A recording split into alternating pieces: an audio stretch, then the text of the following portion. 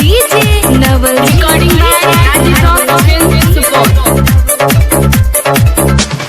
छी घुमारे ना घूमना बाजार गे सेक्सी ड्रेस पहनी नोटा फेंक 6000 गे इतने में छोरा सब दे तो लसाए हे गे बुलेट वाला छोरा दे तो बांस से खचाए पिताजी के बेटा दे तो बांस से खचाए यादव जी दे तो तोरा लहंगा लसाए साहू जी के बेटा दे तो तोहर लहंगा के फायर पिताजी के बेटा दे तो बांस से खचाए डीजे नवल जी पिताजी के बेटा दे तो बांस से खचाए पहन के तू जब अली छोटा छोटा कपड़ा पूरबा के हवा में उड़े छो घाघरा पूरबा के हवा में उड़े छो घाघरा पहन के तू जब अली छोटा छोटा कपड़ा पूरबा के हवा में तो उड़े छो घाघरा एगे साइज तोहरे बैर गेलो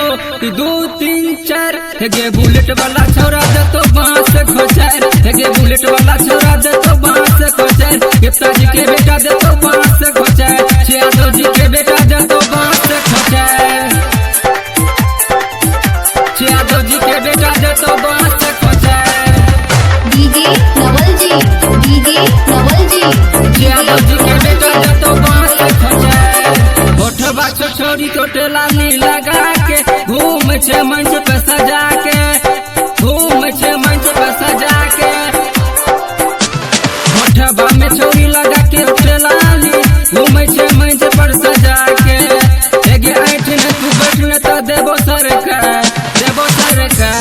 कि बुलेट वाला छोरा दे तो बांस से खोचाए एगे गुप्ता जी के बेटा दे तो बांस से खोचाए एगे बुलेट वाला छोरा दे तो बांस से खोचाए एगे साहू जी के बेटा दे तो लहंगा लसार